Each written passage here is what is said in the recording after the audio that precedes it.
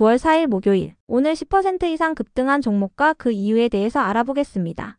오늘 장은 오후 4시 키움증권 기준으로 코스피 지수는 0.52% 상승한 3200.83포인트로 마감했습니다.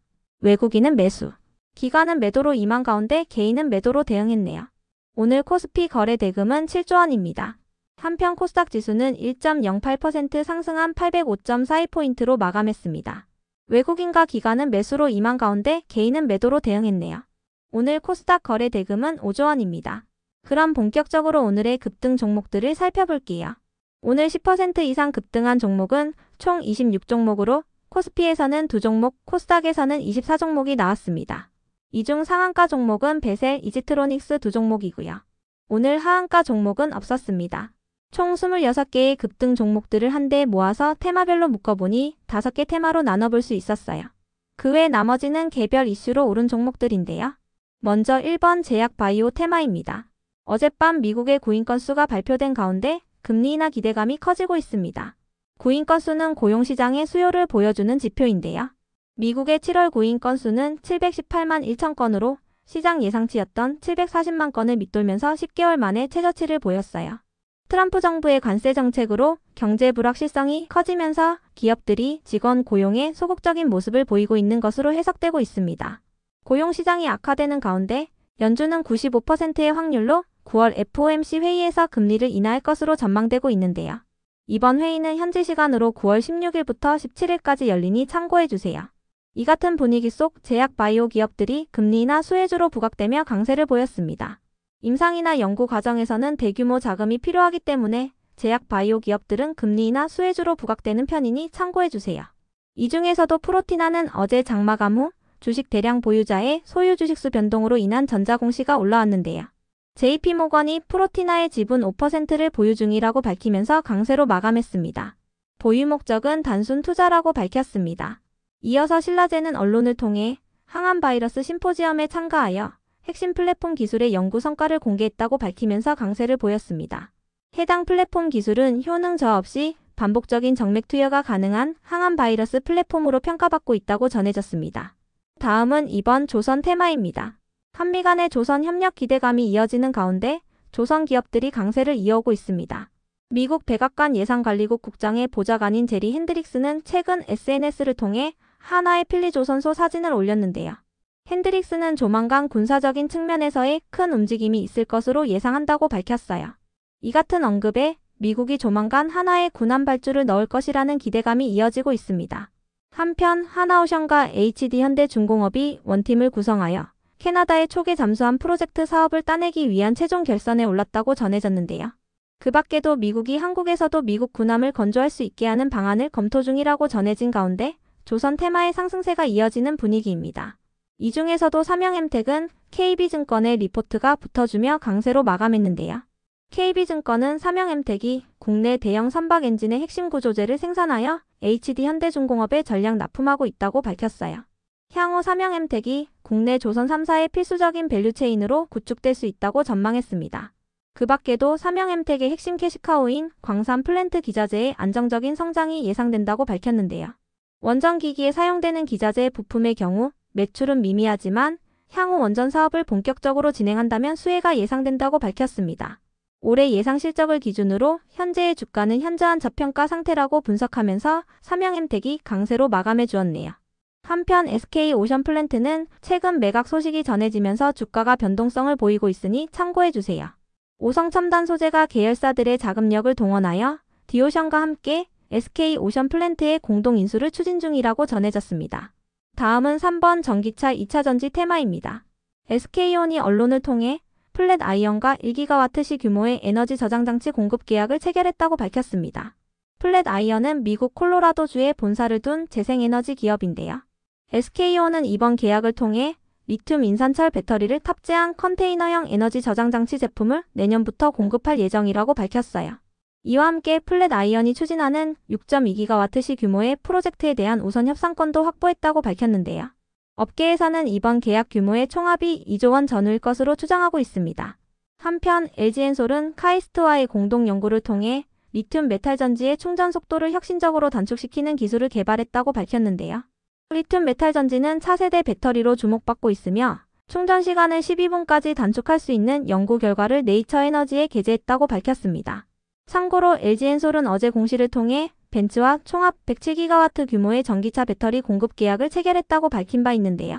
계약 금액은 비밀 유지로 인해 유보기한이 종료된 뒤에 공시할 예정이라고 밝혔지만 업계에서는 이번 계약 규모가 15조 원대일 것으로 추정하고 있습니다.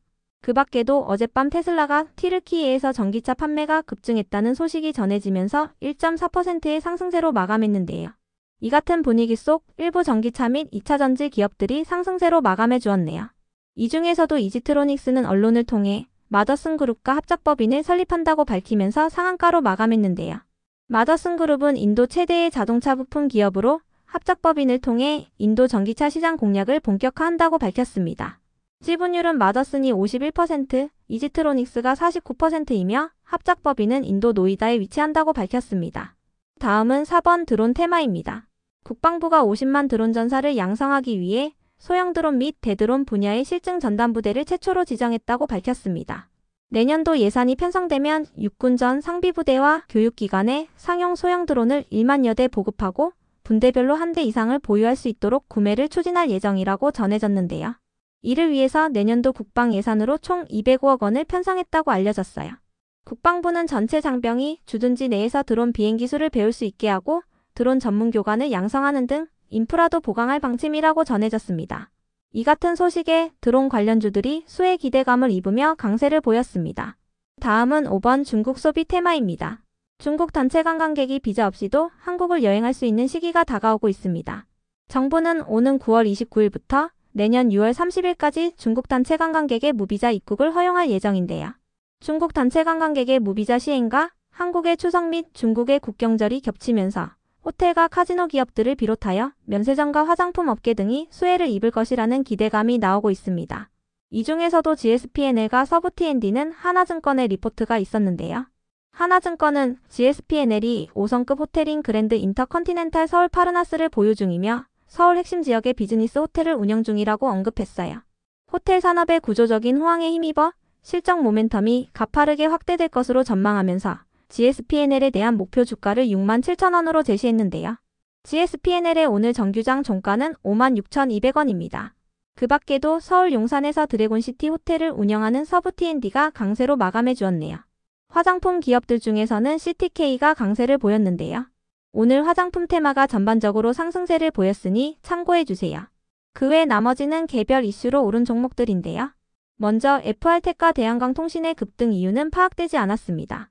이 중에서도 FR텍은 이번 주 화요일날 특별한 호재 없이 상한가에 들어간 바 있는데요.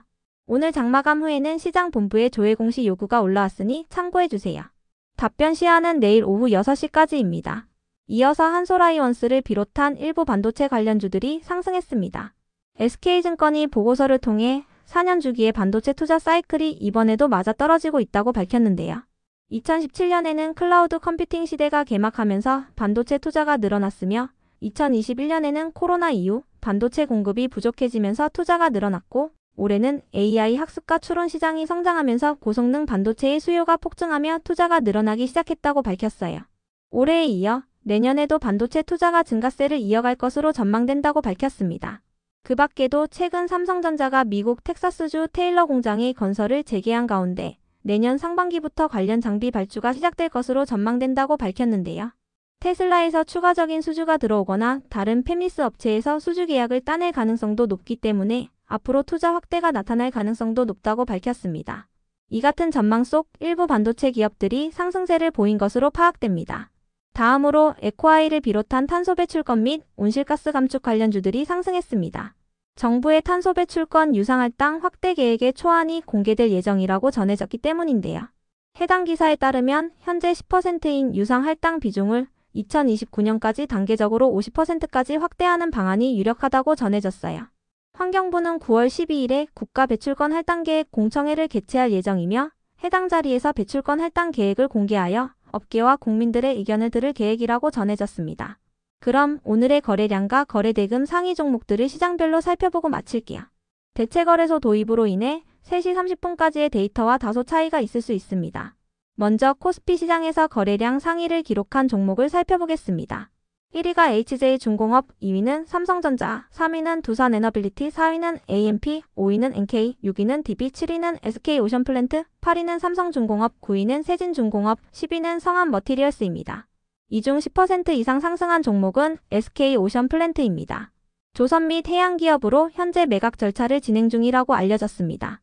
한편 코스닥 시장에서 거래량 상위를 기록한 종목은 1위가 우리기술, 2위는 오성첨단소재, 3위는 삼영엠텍, 4위는 KSP, 5위는 오리엔탈전공, 6위는 에코, 7위는 신라젠, 8위는 하이드로리튬, 9위는 리튬포어스, 10위는 대한광통신입니다. 이 중 10% 이상 상승한 종목은 삼영엠텍, KSP, 오리엔탈전공, 신라젠, 리튬포어스, 대한광통신입니다. 삼영엠텍과 KSP, 오리엔탈전공은 조선 관련주이며 특히 삼영엠텍은 향후 국내 조선 3사의 필수 밸류 체인으로 구축될 수 있다는 증권사의 리포트가 있었습니다. 신라젠은 바이오 기업으로 항암바이러스 심포지엄에 참가하여 핵심 플랫폼 기술의 연구 성과를 공개했다고 밝혔습니다. 리튬포어스는 리튬 및 2차전지 관련주이며 대한광통신의 급등 이유는 파악되지 않았습니다. 다음으로 코스피 시장에서 거래 대금 상위를 기록한 종목을 살펴보겠습니다. 1위가 삼성전자, 2위는 하이닉스, 3위는 두산에너빌리티, 4위는 하나오션, 5위는 HJ중공업, 6위는 네이버, 7위는 카카오, 8위는 LG엔솔, 9위는 HD한국 조선해양, 10위는 삼성전기입니다. 이 중 10% 이상 상승한 종목은 없었습니다.